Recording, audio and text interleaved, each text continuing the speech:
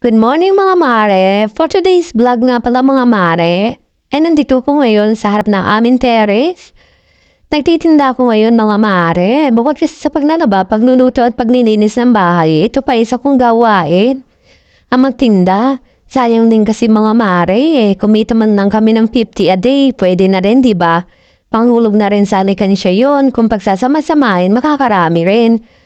Ang mga tinda nga pala namin dito mga mare, ay meron kaming siomay, siopaw, kikiam, fishball, french fries, at meron din kaming shake, katulad na lang ng choco, pandan, melon.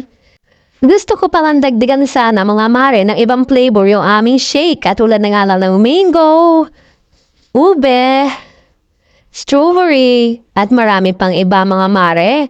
Mas maraming pagpipilian, mas maraming bibili, di ba mga Mars? Pero sa kanangalan mga mare, gawa nga ng kakaunti yung aming puhunan. Pagka dumami na lang at napalabo namin to, saka kami magdadagdag ng panishake. Eto nga pala mga mare, at nagluluto ngayon ako ng 2 hotdog.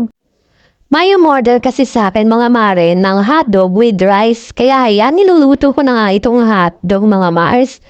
Bali mga mare, yung 2 cups ng rice ay naghahalaga ng 10 pesos ang kada isa. At sa styro ko yan ilalagay mga Mars. Siyempre mga mare, tatakalin ko muna yan para walang lamangan at parehas ang takal. Diba mga Mars?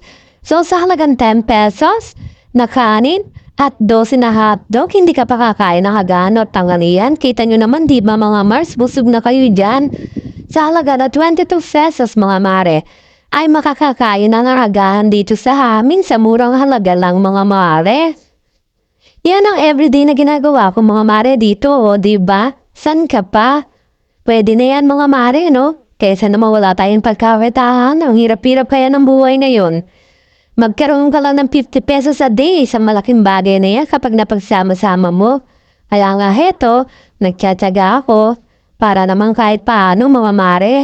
Ay may pandagdag at pantulong kami sa pangangailangan dito sa bahay. O paano na mga mare? Hanggang sa susunod na mini-vlog ko na lang ulit ha. Lawin nyo na lang akong subaybayan. At i-follow nyo rin ang aking page. Bye-bye!